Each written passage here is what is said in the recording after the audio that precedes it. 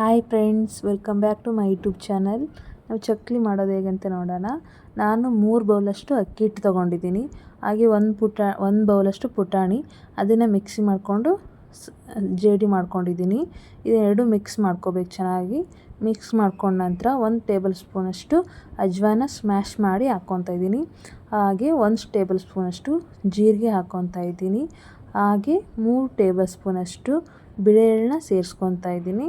ತುಂಬ ಈಸಿಯಾಗಿ ಮಾಡ್ಕೋಬೋದು, ಲೇಟ್ ಆಗೋದಿಲ್ಲ. ಒಂದು 15 ನಿಮಿಷ ಇದ್ದರೆ ಸಾಕು, ಚಕ್ಲಿ ರೆಡಿ ಆಗುತ್ತೆ. ಚಿಕ್ಕ ಮಕ್ಕಳಿಗೆ ಅಂಗಡಿ ಒಳಗೆ ತಂದು ತಿನ್ನೋದಕ್ಕಿಂತ ಮನೆಯಲ್ಲೇ ಹೆಲ್ದಿಯಾಗಿ ಮಾಡಿಕೊಡಿ, ಚೆನ್ನಾಗಿರುತ್ತೆ. ಇವಾಗ ನಾವು ಅಚ್ಚ ಖಾರದ ಪುಡಿಯನ್ನು ಸೇರಿಸ್ಕೊತಾ ಇದ್ದೀವಿ. ಅಚ್ಚ ಖಾರದ ಪುಡಿ ನಾನು 3 ಟೇಬಲ್ ಸ್ಪೂನಷ್ಟು ಸೇರಿಸ್ಕೊಂಡಿದ್ದೀನಿ. ನಿಮಗೆ ಖಾರದ ತಕ್ಕಂಗೆ ನೀವು ಸೇರಿಸ್ಕೋಬೋದು.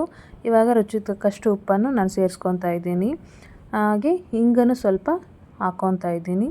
ಜಾಸ್ತಿ ಏನಿಲ್ಲ, ಚಿಟಿಕೆಯಷ್ಟು ಹಿಂಗನ್ನು ಸೇರಿಸ್ಕೊತಾ ಇದ್ದೀನಿ. ಇದೆಲ್ಲ ಚೆನ್ನಾಗಿ ಮಿಕ್ಸ್ ಮಾಡ್ಕೋಬೇಕು. ಇವಾಗ ಸ್ಟವ್ ಮೇಲೆ ನಾನು ಎಣ್ಣೆನ ಬಿಸಿ ಮಾಡೋಕ್ಕಿಟ್ಟಿದ್ದೀನಿ. ಒಂದು 2-3 ಸ್ಪೂನಷ್ಟು ಬಿಸಿ ಮಾಡೋಕ್ಕಿಟ್ಟಿದ್ದೀನಿ. ಚೆನ್ನಾಗಿ ಕಾದ್ಮೇಲೆ ಅದನ್ನು ನಾವೆಲ್ಲ ಮಿಕ್ಸ್ ಮಾಡಿ ಇಟ್ಕೊಂಡಿರಬೇಕು. ಎಣ್ಣೆ ಚೆನ್ನಾಗಿ ಕಾದ್ಮೇಲೆ ನೋಡಿ ಸೇರಿಸ್ಕೋಬೇಕು. ಎಣ್ಣೆನ ಸೇರಿಸ್ಕೊಂಡ ನಂತರ ಈ ಥರ ನೊರೆ ಥರ ಬರಬೇಕು. ಈ ಥರ ನೊರೆ ಬಂದಮೇಲೆ ಒಂದು ಸ್ಪೂನ್ ಸಹಾಯದಿಂದ ಅದು ಕೈಯಲ್ಲೇ ಮುಟ್ಟೋಕೆ ಹೋಗ್ಬಿಡಿ, ಯಾಕಂದರೆ ಬಿಸಿ ಇರುತ್ತೆ. ಒಂದು ಸ್ಪೂನ್ ಸಹಾಯದಿಂದ ನಾವು ಅದನ್ನು ಚೆನ್ನಾಗಿ ಮಿಕ್ಸ್ ಮಾಡ್ಕೋಬೇಕು. ನಾವು ಹಿಟ್ಟನ್ನ ಕೈಯಲ್ಲಿ ಉಂಡೆ ಮಾಡಿದರೆ ಉಂಡೆ ಆ ಥರ ಆಗಬೇಕು. ಇವಾಗ ನಾನು ಸ್ಟವ್ ಮೇಲೆ ನೀರು ಬಿಸಿ ಮಾಡೋಕೆ ಇಟ್ಕೊಂಡಿದ್ದೆ. ಉಗುರು ಬೆಚ್ಚಗಾಗಿರ್ಬೇಕು ನೀರು. ಆವಾಗ ನಾವು ಸ್ವಲ್ಪನೇ ನೀರು ಹಾಕ್ಕೊಂಡು ಸೇರಿಸ್ಕೊಂಡು ಹಿಟ್ಟು ನಾದ್ಕೋಬೇಕು. ಯಾವ ಥರ ಅದಕ್ಕಂದರೆ ಚಪಾತಿ ಹಿಟ್ಟಿನ ಅದಕ್ಕೆ ನಾದ್ಕೋಬೇಕು. ಆ ಕಡೆ ಗಟ್ಟಿಯಾಗಿ ನಾದ್ಕೋಬೇಡಿ, ಆ ಕಡೆ ತುಂಬ ಅಳಕಾಗಿ ನಾದ್ಕೋಬೇಡಿ. ಮೀಡಿಯಮ್ ಆಗಿ ಇದ್ದರೆ ಓಕೆ. ಇವಾಗ ನೋಡಿ ಸ್ಟವ್ ಮೇಲೆ ಎಣ್ಣೆನ ಬಿಸಿ ಮಾಡಿ ಇಟ್ಕೊಂಡಿದ್ದೀನಿ ಚಕ್ಲಿ ಕರಿಯೋದಕ್ಕೆ. ನಾನು ಆಯಿಲ್ ಯೂಸ್ ಮಾಡೋದು ಫ್ರೀಡಮ್ ಅವರು ಆಯಿಲ್ ಯೂಸ್ ಮಾಡ್ತೀನಿ. ಹಾಗೆ ಚಕ್ಲಿ ಒತ್ತಳ ರೆಡಿ ಮಾಡ್ಕೊತಾ ಇದ್ದೀನಿ.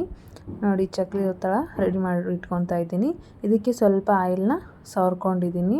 ಹಾಗೆ ಹಿಟ್ಟನ್ನ ರೆಡಿ ಮಾಡಿ ಇಟ್ಕೊಂಡಿರ್ತೀವಲ್ಲ, ಆ ಹಿಟ್ಟನ್ನು ಸೇರಿಸ್ಕೊಂಡು ಚಕ್ಲಿನ ಒತ್ಕೋಬೇಕು. ನಿಮಗೆ ಯಾವ ಥರ ಸೇಪ್ ಬೇಕೋ ಆ ಥರದ್ದು ಇರುತ್ತೆ, ಆ ಥರದ್ದು ಹಾಕ್ಕೋಬೇಕು. ನಾನು ಚಕ್ಲಿ ಸೇಪಲ್ಲಿರೋದು ಯೂಸ್ ಮಾಡ್ಕೊತಾ ಇದ್ದೀನಿ. ಇದನ್ನೇನಕ್ಕೆ ನಾನು ಆಯಿಲ್ ಹಚ್ಚಿದ್ನಪ್ಪ ಅಂದರೆ, ಇವಾಗ ಚಕ್ಲಿ ಹಾಕಿಟ್ಟಿರ್ತೀವಲ್ಲ, ಆ ಚಕ್ಲಿನ ಆಯಿಲಲ್ಲಿ ಎಣ್ಣೆಯಲ್ಲಿ ಹಾಕೋದಕ್ಕೆ ಅದ್ರ ಸಹಾಯದಿಂದ ನಾನು ಚಕ್ಲಿನ ಬಿಡ್ತಾಯಿದ್ದೀನಿ. ಇವಾಗ ನೋಡಿ ಬಿಡ್ತಾಯಿದ್ದೀನಿ. ಇದನ್ನೇ ಟ್ರಿಕ್ ಯೂಸ್ ಮಾಡಿದರೆ ಚಕ್ಲಿ ಬ್ರೇಕ್ ಆಗೋಲ್ಲ, ತುಂಡಾಗೋದಿಲ್ಲ, ನೀಟಾಗಿ ಬರುತ್ತೆ ಅಂತ ಅಷ್ಟೇ.